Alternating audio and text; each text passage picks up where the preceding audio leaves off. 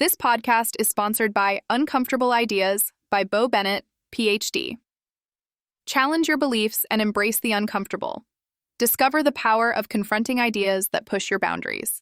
Get the book or enroll in the online course today at uncomfortable-ideas.com. How the gig economy is challenging traditional labor rights and the status quo.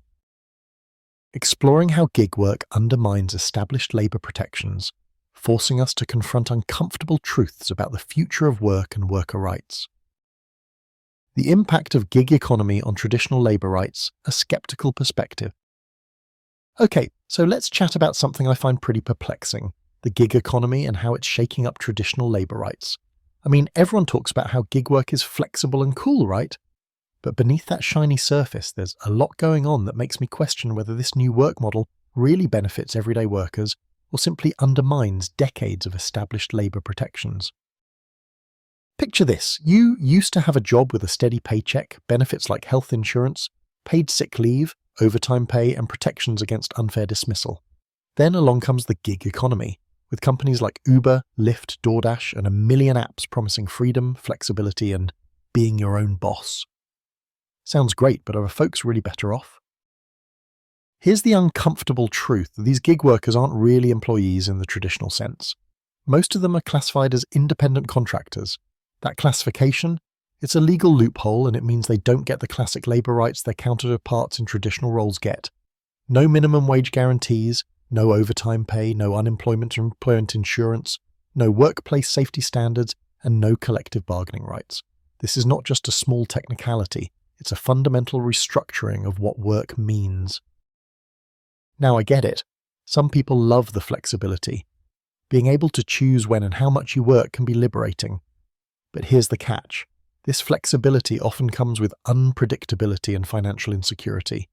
For example, if demand dries up, so does your income, and you don't have a safety net.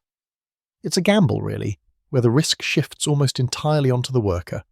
It's like companies are offloading their responsibilities, avoiding costs tied to employee protections, while still controlling key aspects of the work, like setting prices or customer ratings. This shifting of risk feels a lot like a challenge to the status quo of labor rights, not necessarily in a good way. The gig economy's model actively erodes worker protections that were fought for and won over decades, protections that ensure workers are treated fairly and can have a modicum of security. Instead, it replaces them with a kind of freedom that's precarious and one-sided. And let's not shy away from these uncomfortable conversations. Ignoring how gig work undermines labor rights won't make it any less real. The rise of gig work forces us to confront some tough realities about the future of work, social safety nets, and justice in the workplace. I like to call this embracing discomfort, facing the problem head-on rather than glossing over it with rosy headlines about flexibility and entrepreneurship. What complicates this even more? The legal battles. Courts and lawmakers wrestle with whether gig workers should be classified as employees or contractors.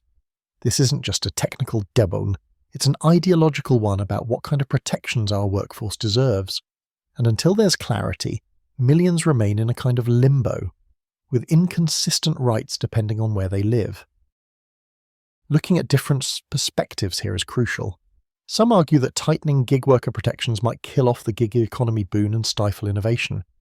Others say that without protections, we risk creating a worker underclass, with few rights and little security. Understanding these different perspectives helps us see just how complex and thought-provoking this issue really is. If you want to explore more on challenging the status quo and grappling with these offensive topics that make us squirm but are essential to confront, I highly recommend checking out the book Uncomfortable Ideas by Bo Bennett, PhD.